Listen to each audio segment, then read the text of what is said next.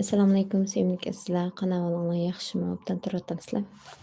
Biz bugun o'qiyotgan kitobimizning davomini o'qishni davom qilamiz. Kitobimiz Qiyodagi ovchining Ahuzari. Bu kitob qirg'iz yozuvchisi Chingiz Aytmatov bilan qozoq shoiri Muxtar Xonov o'rtasidagi suhbatlar asosida yozilgan kitob. O'qib kitobning 6-bobiga keldik. Bundan burungi 5 bobda 5 xil mazmunlar so'zlandi. O'qishni davom qilamiz. 6-bob. Ko'zidan chiqqan bosh so'ngak va turk tarixiga bir nazar. Yaxshi yoki yomon bo'lsin, odil yoki adolatsiz bo'lsin, ish qilib har bir xalqning o'ziga xos tarixi bor. Shunga uning yaxshisini ko'ptirib, yomonini yo'shirish yoki bo'lmasa uni har xil chiroyli bo'yoqlar bilan bo'yash, yamoqlar bilan yamashga tirishish insoniyat oldida kechirgisiz gunoh hisoblanadi. Chunki har bir avlod o'z ajdodining tarixini boshqa xalqlarning gullangan va xaroblashgan chog'lari yoki shuning sabab bo'lgan sonsiz voqealar bilan selishtirib, kelgusi nishonini belgilashga imkoniyat yaratadi. Chingiz Aytmatov. Sana aytar bir siri bor, anqov qara tashningmi? Bor balki qum ostida o'tib ketgan kunningmi? Qum ostidan ota bovang quloq yasab qiyoqda, sening har bir harakatingni tinglab turgan siyoqda. Muxtar Shahonov. Shahonov. Tarixni bilmaslik yiltizsizlik. Zimin yorilib, hayotlik boshlangandan tortib, dunyodagi xalqlarning har qaysisining azaldan uzilmay kelayotgan o'z tarix eqini bor. U qog'oz betiga xotirlandimi yoki vaqtning qudratli topini ostida dastilib yo'qoldimi? Gap mana shuningda. G'arbni tilga olmay turayli. O'zimizga qo'shni bo'lgan Jungo bilan Quyosh davlati deb nom olgan Yaponiyaning necha ming yillik tarixiga nazar solganimizda o'z tariximizni eslab ich-ichimizdan o'rtanib ketamiz. Aytmatov. Tarix to'g'risida suhbat bo'layotgan bo'lsaqmi, har ikkimiz atrofli ma'lumot olgan qadimgi shajarshunos tarixchilardan emasmiz. Shunga biz bilgan va tushungan narsalarni odatdagi savodga ega kitobxonmi tushunish mumkin. Biroq o'zini odam bolasiman deb bilgan har bir kishi o'zi yashayotgan jamiyatning o'tmishi, kelajagi va hozir ustida o'ylanmay qolmaydi. Hatto o'z ajdodlarining, ona yurtining tarixini mufassal bilishi va tadqiq qilishi kerak. Mening qarashimcha, taraqqiy topgan ellarning tom-tom tarix kitoblarining oldida intayin nefis ham yetimsirab qolgan tariximizga kitobxonlarimizning yozuvchining nazari bilan qarashi ortiq ketmas. Tarix haqida gap bo'lingan vaqtida Uyg'urlar bu nuqtada haqiqatan ichanishliq bir ahvolda desak bo'ldi.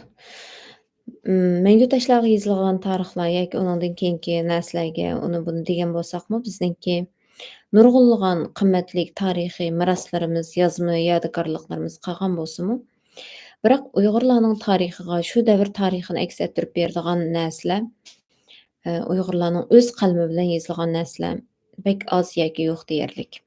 Nurg'un manbalarni biz yana shu hammani yezib mangadigan, o'zining ko'z qarashini singdirib yezib mangadigan Xitoylarning tarixidan izlab topamiz jiq narsalarni. Endi keyingi shu oldingi bir asrlik nimamizga qaraydigan bo'lsak, tariximizga qaraydigan bo'lsak, biz mayli 1949 dan burungi vaqt bo'lsin yoki 1949 dan keyingi vaqtlar bo'lsin, yana tariximizni o'zimiz bilish, qo'limizga elish, o'zimizning maydonimizda turib tariximizni yozish nasib bo'lmadi. Va chet eldagi yozilayotgan tarix kitoblar yoki yaqinda chiqqan Uyg'ur tarixi asarlari albatta bu nihoyatda yaxshi va buyuk natija, ammo bu faqat chet eldagi Uyg'ur nufusining nihoyat oz bir qismini egallaydigan bir nimada chiqdi va buning ichida qanchaligimiz buni o'qidik, bu bir masala. Vatanda bo'lsa butunlay shu hukumat o'zining ideologiyasi bo'yicha, shu o'zining yozib olgan tarixi bo'yicha Xitoyninki, shu bo'yicha yozib bergan narsalar orqali biz tariximizni bilib keldik. Yana bir narsa bor, biz tarixni tarixiy romanlar orqali bildik va buni haqiqiy tarix deb his qildik. Roman degan reallik bilan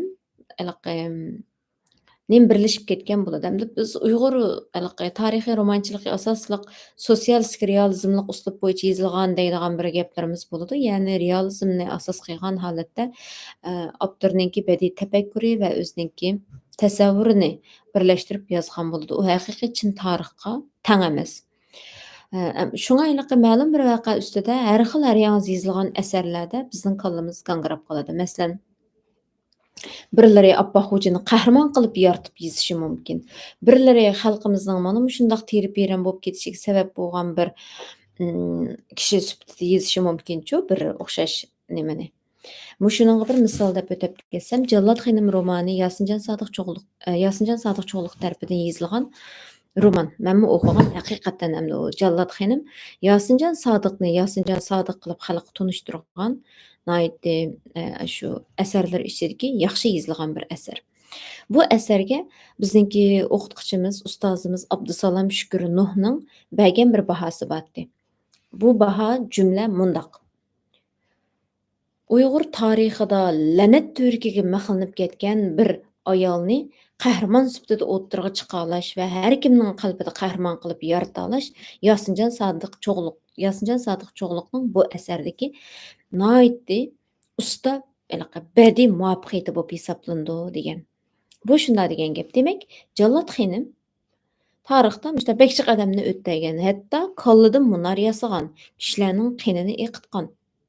مۇشۇنداق قارالغان بىر ئايالدا جاللات دەپ قارالغان بىر ئايال.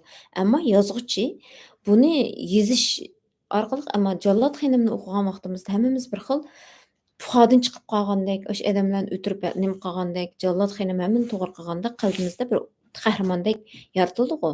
بۇ يەردە دېمەكچى بولغان نەرسەم شۇ: بىزنىڭ ئوقۇغانلىرىمىز تارىخىي رومانلار. بۇ روماندا رېئال بەزى ھەقىقىي تارىخىي مەنبەلەرمۇ بار، لېكىن نۇرغۇنلىرى يازغۇچىنىڭ بەدىي دىتىغا ئاساسەن توقۇلغان توقۇلمىلار بار. بۇ ھەر قايسى يازغۇچىلارنىڭ ئۇسلۇبىغا قاراپ يەنە پەرقلىنىدۇ. مەسىلەنگە، ئەبەيدۇللا ئىبراھىمنىڭ تارىخىي رومانلىرىدا ئەبەيدۇللا ئىبراھىمنىڭ ئۆزىگە خاس بولغان ئۇسلۇبى بار. ياسىنجان سادىق چوغلۇقنىڭ شۇنداق. ئەمدى ياسىنجان سادىق چوغلاننىڭ. ئەمدى ئابدۇرېھىم ئۆتكۈرنىڭكىگە كەلسەك، ئابدۇرېھىم ئۆتكۈرنىڭكى يازغان تارىخىي رومانلىرىنى ھەقىقەتەن تارىخىي جەھەتتىن ناھايىتى چىنلىقى ئىنتايىن يېقىن دەپ ھەممىمىز ئېتىراپ قىلىمىز، قوبۇل قىلىمىز. چۈنكى نۇرغۇنلىغان تىرىك شاھىتلار بىلەن قىلغان سۆھبەتلەر ئاساسىدا يېزىلغان ۋە بۇ كىتابنى نۇرغۇن ئوقۇغانلار ھەقىقەتەن شۇ چىن ۋەقەلەرنى تەستىقلىغان. شۇڭا ئەمدى تارىخ دېيىلسە، بىز ئۇيغۇرلارنىڭ تارىخ بىلىملىرىمىز نۇرغۇن خېلى مەن تارىخ بىلىمەن دېگۈچىلەرنىڭمۇ ھەقىقىي تارىخ يېزىلغان مۇنداق ئىلمىي تەتقىقات كىتابلىرىدىن ئەمەس، بەلكى ئىلمىي تارىخىي تەتقىقات مۇنداق ئاكادېمىك كىتابلاردىن ئەمەس، بەلكى رومانلاردىن كەلدى. ئەمدى چەت ئەلدە نەشر قىلىنغان ناھايىتى ئاز بىر قىسىم تارىخ كىتابلارنى ھەتتا بار بولسا نۇرغۇنلىرىمىز ئوقۇپ بولالمايمىز، ئوقۇمايمىز. ياكى بولمىسا ۋەتەندىكى ئاساسىي كوللېكتىپ، ئاساسىي كىشىلەر ھېسابلانغان ئۇيغۇرلارنىڭ قولىغا تەگمەيدۇ. تۈركىي تىللىق خەلقلەر تارىخىنىڭ مۇتلەق كۆپ قىسمى سوۋېت ئىتتىپاقى دەۋرىدە يېزىلغانلىقىنى يوشۇرۇپ ئولتۇرۇشنىڭ ھاجىتى يوق. بۇ ۋاقىتتا ۋەتەن ئۈچۈن كۈرەش قىلغان قەھرىمانلار، ئۆز خەلقىنى باسقۇنچى ئەللەردىن قوغدىغان زاتى ئېسىل خانلار، ئادىل ھاكىم بەگلەر، فېئوداللىققا ۋە مۇستەملىكىچىلىككە قارشى قان كېچىپ جەڭ قىلغان سەكىلەر خەلقنىڭ دۈشمىنى، قان ئىچكۈچىلەر، ئەزگۈچىلەر قاتارىدا خاراكتېرلەندى. 50-نچى يىللارغىچە ئۆز ئېلىنىڭ تارىخىنى ئوبيېكتىپ تۈردە تەتقىق قىلىشقا باشلىغان كۆپلىگەن تارىخچىلار تازىلاشقا دۇچ كېلىپ، سۈرگۈندە، لاگېرلاردا كۆز يۇمدى. ھازىر بىز خەلقنى ئۆز تارىخىدىن مەھرۇم قىلىپ، يىلتىزىنى بىلمەيدىغان قىلىپ تەربىيەلەشنىڭ قانداق ئاقىۋىتى بارلىقىنى ئوبدان چۈشىنىدىغان بولۇپ قالدۇق. شاخانوف: شۇ ۋاقىتتا تارىخ ھەققىدە يا قازاق خەلقىنىڭ ئۆتمۈشى ھەققىدە سۆز بولۇپ قالسا، تونۇلغان شائىر مەرھۇم تاھىر جاراكوفنىڭ «مەن شۇنداق تۈت، شۇڭا ئۆكتەبىر ئىنقىلابىنىڭ نېرىسىدىكى تارىخنى بىلمەيمەن» دېگەن سۆزىنى نەقىل كەلتۈرگەندە كۈلكە كۆتۈرۈلگەن. شائىرنىڭ بۇ سۆزىدە قەدىمكى تارىخقا، ھەقىقەتكە تىكىلىپ قارىيالايدىغان تارىخچىلارنىڭ قاتتىق زىيانكەشلىككە ئۇچرىغانلىقىدىن ئىبارەت بىر رېئاللىق مەسخىرە تونىغا ئورىلىپ تۇرۇپتۇ. كىتابنىڭ باشقا بۆلەكلىرىدە بىز ئۆز بېشىمىزدىن ئۆتكەن كەچۈرمىشلەر، ئۆزىمىز كۆرگەن ۋەقەلەرگە مۇناسىۋەتلىك سىرلىرىمىزنى ئوچۇق ئوتتۇرىغا قويۇشتۇق. كۆپ مەسىلىلەرگە قارىتا ئۆزلىرىمىزنىڭ پىكىرلىرىنى بېرىشتۇق. ئەمما تارىختەك مۇرەككەپ دەرس ھەر بىر كىشىدىن چوڭ جاۋابكارلىق va yetarli tayyorlik talab qiladi. Bu yerda suhbatimiz unalg'inisi qandoq ilingan bo'lsa, dal shu bo'yicha qog'oz yuziga ko'chirib qo'yolmaymiz. Bu ishda bizning har turli kitoblardan, qo'lyozma manbalaridan, har qaysi rayonlarning arxiv materiallaridan, shajara va tarixiy yilnomalardan foydalanishimizga, aytilganlarning hammasini qo'yib daftarimizda yozilgan ma'lumotlar bilan selishtirib aniqlashga, uningdan boshqa ma'lum bir davr yoki ma'lum ahamiyatli voqea ustida to'xtalganda uni muzokaradan to'liq o'tkazishimizga to'g'ri keladi. Kitobimizning bu bo'limining murakkabligi mana mushu yerda. Tarixni tadqiq qilgan bizning bir qism olimlarimiz birdan xish qo'yib, qadimgi miroslarni asliga keltirishning o'rniga ba'zida o'zlariga yarab qolgan bir qism paketlarni haddidan oshirib maqtab, aksi yoqmagan paketlarni yo'q chiqarishga tirishmoqda. Mana shunday yengiltaklik qilingan tarixiy yozmalarning soni ko'payib ketdi. U oz kelgandek, bahor yomg'iridan keyingi eshak ma'dagidek bir-birini takrorlashlar, hatto bir yo'lli ko'chirilgan ma'lumotlar emgak mevasini o'g'irlashlar ko'paydi. Yana boshqa olimlar o'z vaqtida xalqning qinini to'kib, qayg'u alamga qo'ygan tarixiy shaxslarni xalqni qo'g'digan botirlar qatori maqtamoqda. Masalan, Sibir xonadonligi aldamchilik bilan g'ulutib, tajovuzchilik urushlarida daryo qonlarni eqitgan Ermak va uning qaroqchilari nima uchun hozirgacha vatan yo'lida qahramonlik ko'rsatganlar qatorida baholanib qoladi. Bu yerda faqat birla xalqning ko'z qarashi zo'rg'a tengilgan bo'lsa-mu, biroq yetkichi xo'rliq tortgan xalqning fikri hech kishini qiziqtirolmadi. Dal shuningga o'xshashlar biz o'zimizmi Chingizxonning qonxo'r istilochilarini bir taraflama maqtab, u to'g'risida ta'tir fikr qilib selishdan aymanimiz. Qo'shnilardan bo'lib do'st o'tayotgan xalq Mo'ng'ullarni yomonlashdan tortinamiz. Albatta, ulardan o'z vaqtida yana o'z tushunchalariga yarasha xalqi, vatan uchun bir ish qilganlar, o'z ixtiyorligi bilan gumbaz, cho'ng o'rta saroy, ehrom va masjid bino qilganlarmi bor? Balkim. Biroq ularning butun shaharlarni vayron qilib, nurg'un kishilarning hayotidan ayirganligini qandoqmi aytmay tura olamiz? Ularning ashu ishlarini qandoqmi oqlay olamiz? Mundaqcha aytganda, agar o'z xalqimizning tarixiga yangicha ko'z qarash bilan qarag'imiz kelsa, bir tarafdan tanlashdan saqlanib, xolis bo'lmagan tadqiqotlardan neri bo'lib, ko'z qarash jihatda bir xalqning yana bir xalqqa bo'lgan fikr kelishmasliklarini ochiq o'tirib chiqarib, obyektiv amaliyotni hurmat qilishimiz. Har bir paketga dal joyida muomala qilib, uningga oliyjanob fuqarolik pozitsiyasida ilmiy qarashimiz kerak. Agar biz bundoq talabni o'rindayolmasak, u chog'da ajdodlarning ro'yi oldida gunohkor, keyingi avlodlarning oldida aybli bo'lib qolamiz. Aytmatov. Menmu shundoq o'ylayman. Biz ikkimiz Turkiya xalqlarining tarixi to'g'risida suhbatlashadigan turimiz. Buning uchun boshqa tillarda so'zlab, boshqa rayonlarda cho'ng'ib tarbiyalangan, biroq bizga o'xshash o'yda bo'lgan boshqa xalq vakillari xafa bo'lmas deb o'ylayman. Turkiya xalqlarining tarixi o'z vaqtida qog'oz yuzga tushmagan, boshqa yo'l bilan saqlanmagan. Bor bo'lgan narsalarning hammasi o'rta asrlarda, janglarda, ot tuyoq ostida chaynib yo'qoldi, kuydirildi, kuli ko'kka so'rildi. Ba'zi bir paketlar boshqa qo'shnilarning kitoblari, xotiralari, tadqiqot ma'lumotlarida saqlanib qoldi.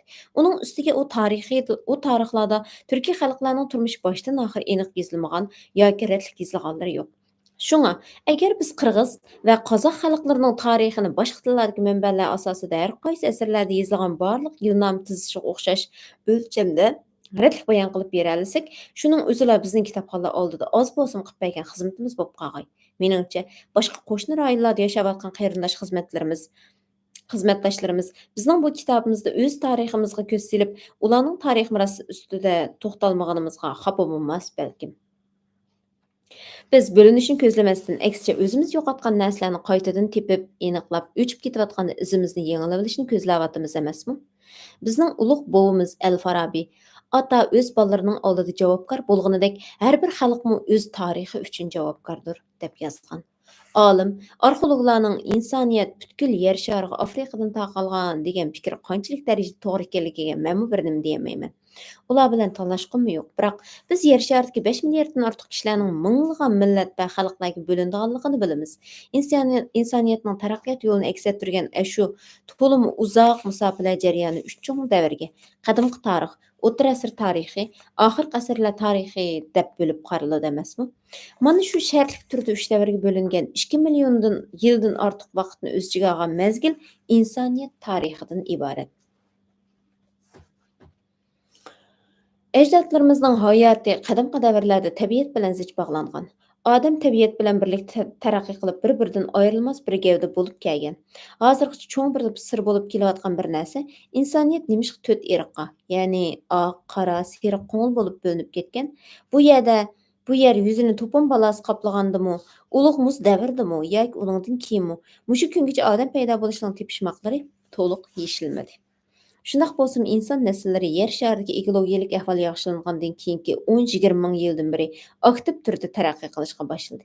Olimlar o'z vaqtida odamlarning qanday yashaganligini aniq bilishmasimi, nihoyat aniqki, odamning tunji qaytim terib o'stirgani bug'doy bo'lgan. Odam eng dastlabki xudo rizqi bo'lgan nonni yeb ko'rgan vaqtlardami Yevropa bilan Osiyo yashayotgan toifalar texicha bo'linmagan edi.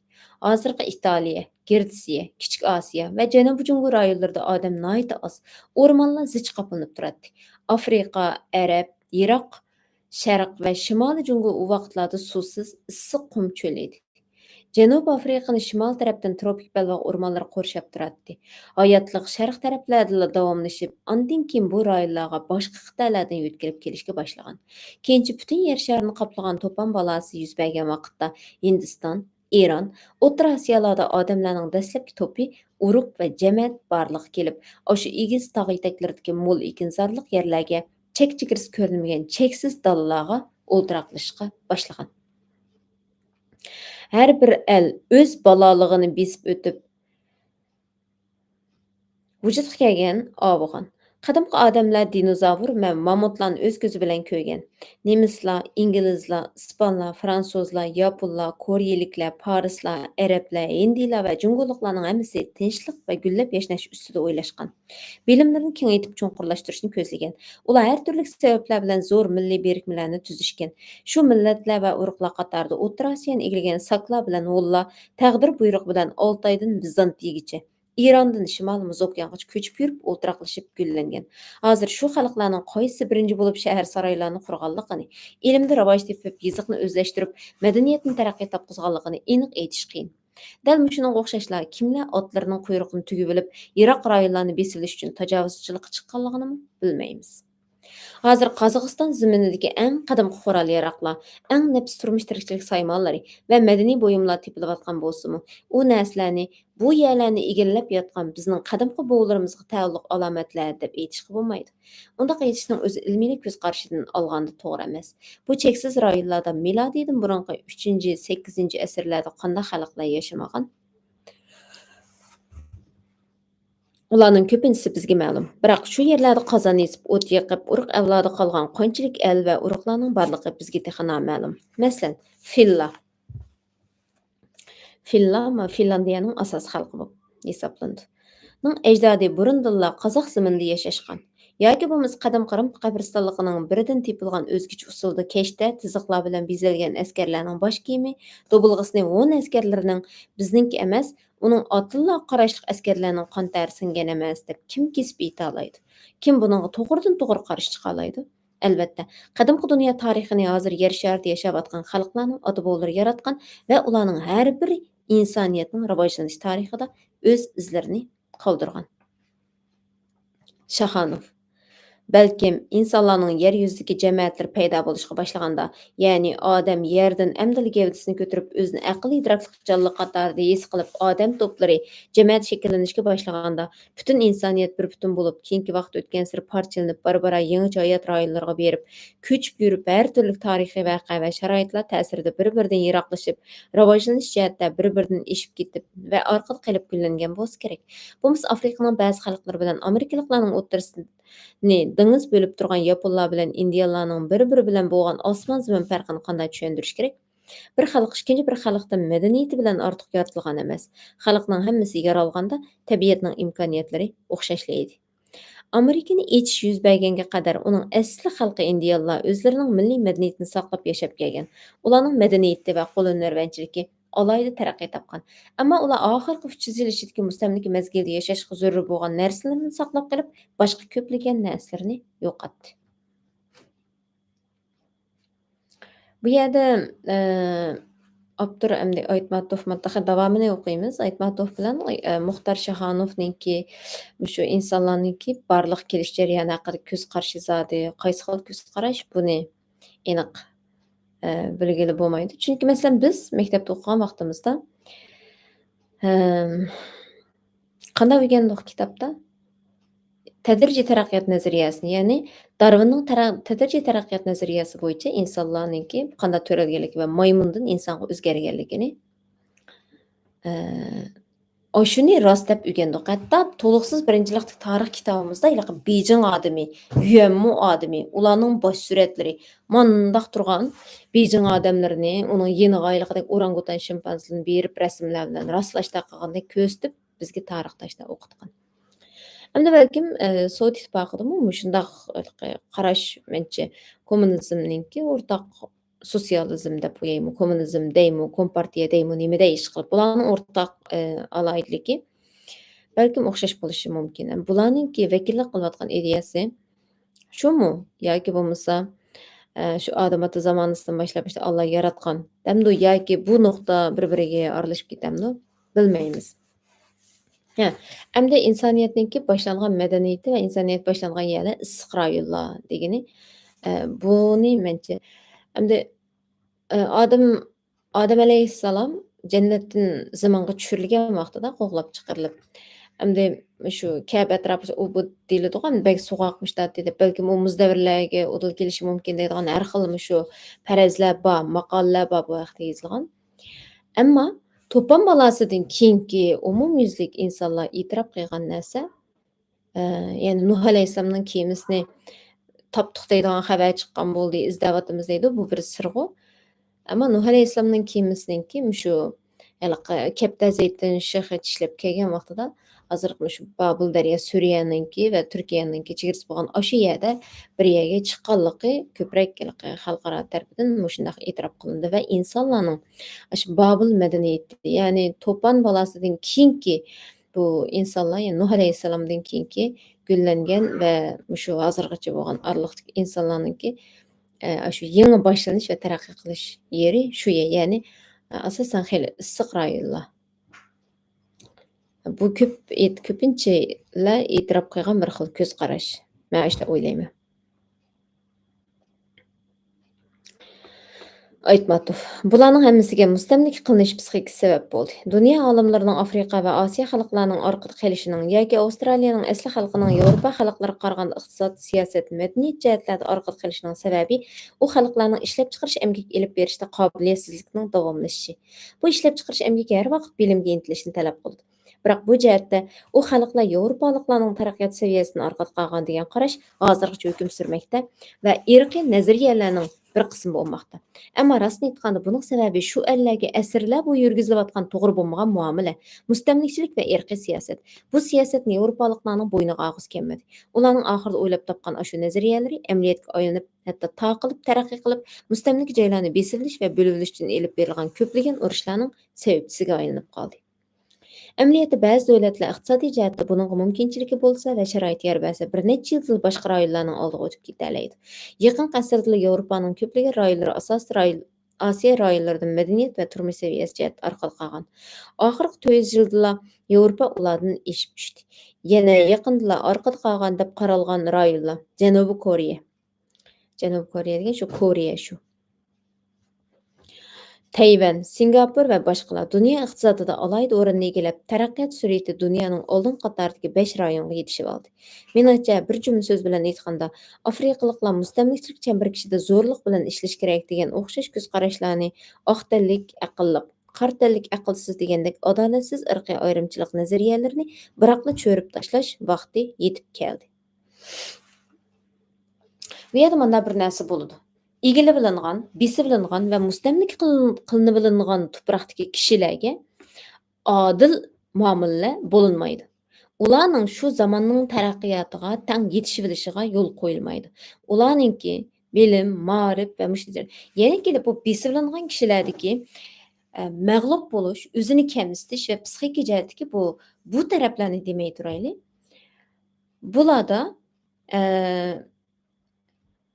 nurg'un imkoniyatlar, masalan, bularni tarbiyalamaydi, nurg'unlagan imkoniyatlari bo'lmaydi. Xuddi xizmat bermaydi, Mühim o'rinlarda ishga urinishiga yo'l qo'ymaydi. Jeningni obdan baqa, o'zing egilik tikliya, noch qilib pul topsang sen nochi deb qarmoqqa noit odildek hammadan pul topqizayotganda ko'ringan bilan mustabid ellarda, mustabid hokimiyatdagi davlatlarda hokimiyat, siyosiy va huquq hammadan ustun turdi. Pul onundan tövən turdi, iqtisod onundan tövən. Əməliyyatda iqtisod, siyasət, maarif, mədəniyyət bir-biri bilan təng. Birisi mühim, birisi mandaq, birisi ayət, birisi mayət deydigan iş yo'q. Xuddi qo'limizning 5 barmog'idek, bir so'mmasi buningki aybi bo'lgandek, hammasining o'ziga roli bo'lgandek, bu iqtisod, siyosiy, madaniyat bu narsalar hammasi tang va muhim, tang mavjud bo'lib turdi va tang taraqqiy qiladi, bir-birini shart qiladi. Lekin besilgan rayonlarda bularga nurg'un sharoitlar tunilmaydi va ularni majburiy ahil shaklda tuvan qatlamda qo'yib qo'ydi. Hokimiyat o'rniga chiqolmaydi va o'shanda hokimiyatga ta'sir qiladigan muhim o'rinlarga, harbiy maktablar, masalan, o'shanda uçquchilik, eng yuqori texnika, Kilazaldı uygulamasından uyarı geldi. masalanga, undan keyin mushta olam texnikasi, shunaqmi? Mashina ishlab chiqarish. Bundaq eng davrning oldida mangadigan yuqori saviyalik yerlarga o'rin bermaydi. Tabiiy asta-asta qilib nima bo'ladi? Bir-birini hajaydigan, sababni bir-biridan izlaydigan, mushtaligimizni mushta kuni qolgan deb o'zidan qaqshaydigan. Chunki qarshi tarafdan qaqshash kuchi yetamdi, yetmaydi. Unda o'g'andan bir-birini yeb tugitib, oxiri bu ashundaq boladan bolaga miras qilib bir kunlarda bu xil ojiz o'zining jinini boqadigan ashtaq bir to'plamga aylanib qoladi. Shaxanov, siz aytayotgan mustamlikchilik psixikasi va irqiy ayrimchilik nazariyasi xalqlarning iqtisodiy va milliy qayta gullanishining birinchi to'solg'isi bo'ldi. Ro'yi erkinlik, mustaqillikning to'solg'ilari ko'p. Xalqlar ozodlikqa erishgan bo'lsa-mu, ular intilgan erkinlik bilan hozirgi erkinlikning o'rtasida zo'r farq bor. Haqiqiy erkinlik bilan to'liq mustaqillik texi oldida. Ammo amaliyotda bo'layotgan ahvollar ularning yelimi cheklimi ichidaligini, erkin emasligini tasdiqlab turibdi. Lekin erksiz kishining ko'nglimi joyida bo'lmaydi. U azob qayg'uga patgan bo'ladi. Mustamlikchilik siyosatining soqindisi ro'yi va amaliy qulchilikning ximi turch. Bu millatlarning har bir kishisining milliy madaniyatga, urf-odatga, millatning ijtimoiy o'rni va bilim boyliqlariga e'tiborsiz qarab, o'z tarixi va etnografiyasini bilmaganligidanla chiqib turmamdi. O'tgan asrlardagi Rossiya oqso'nliklari o'z tilidan foydalanib, uni tegi-tegdan nachar qullarning tili deb bir-biri bilan fransuzcha so'zlashgan. Bu qulluq psixikasining xarakterlanishi emasmi? O'zining tilini so'zlamay boshqalarning shu yashayotgan yerning tilini so'zlab o'zidan xo'shal bir xil noyt qilib ketgandek faxrlanib ketish, u shart uni bilishi. Lekin o'zining tilida nomus qilib so'zlamaslik yoki bilmaslik qulchilik psixikasining xarakterlanishi.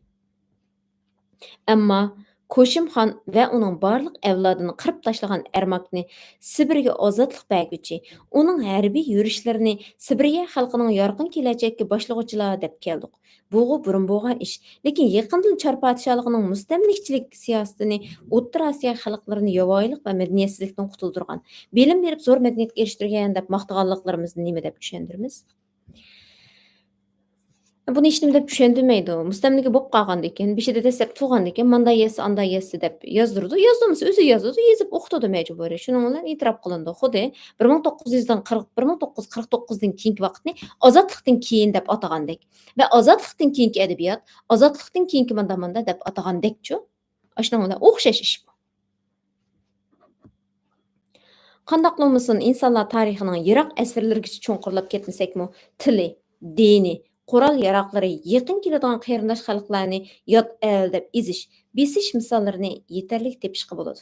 Irqiy ayrımchilik nazariyasini qoldirgan eng yomon illati tarixiy chinliqni burmalash. Bir xalqning iqtisodini beyitib va yuqori ko'tarib, uni maqtab ko'tarish uchun hammani yasab, buning uchun boshqa barliq xalqlarni orqaga so'rab, uning tarix sahnasidagi o'rnini tuvallatib, tarixni yangidan yasab chiqish davri bo'lgan oxirgi vaqtlardagi eg'ishlar dal shundoq bo'ldi. Hozir biz imperiya besimining azobining davri orqada qoldi desak bo'ladi. Biroq shu vaqtgacha qanchalagan hayot ro'yi jihati zulm va oyoq osti qilinib kamtik bo'lib keldi, bunisi noma'lum.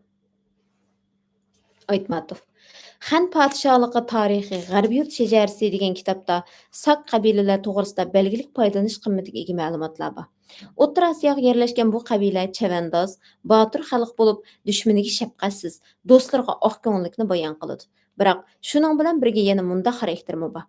Ularga dushmanlarining bosh so'nkidan ichimlik ichadigan idish yastadi. Terisini tilib tasma yasashadi.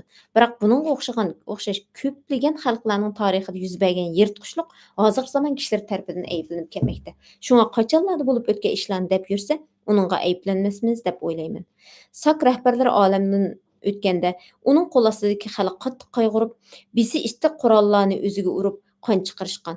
Xonni yerlik qo'yganda ayoli, maloylari, iti va qurol yaroqlarini, qimmatbaholik yasalma buyumlarni, oltin kumushdan yasalgan idish oyoqlarni, osh tamg'ini uning bilan birga ko'mib o'tgan. Mana shundaq urf-odat bo'lgan. Unda bo'lishida ular bu podsho bo'lgan bo'lsa, masalan, bu nurg'un nimalarda bor. Masalan, shu Chin Shuangninki qabrisidan chiqqan nurg'unlagan ot askarlar bor, haykallari bor. Va yana nurg'unlagan cho'ng ashtaq podsho uning buning qabrlaridan nurg'unlagan jasadlar, oltin kumush, nurg'un bijimlar chiqdi. Buningdagi sabab bu podsholar noit ulug'lanib, yana bir dunyoga borganda yana o'xshash podsho bo'ladi. Mushular ashuna xizmatiga yaraydi, ma pul molni ashada ishlatadi deb qarab, ani yanidagi ashta ko'madi. Bechoralar ishlatyaptimi? 3000 yildan keyin qazib chiqarsaqmi turibdi, hajlayapti pullari, oltinlari, shunaqami emasmi? Shu. Bugungi o'qishimiz davomini davomlashtiramiz. Allohga omonat.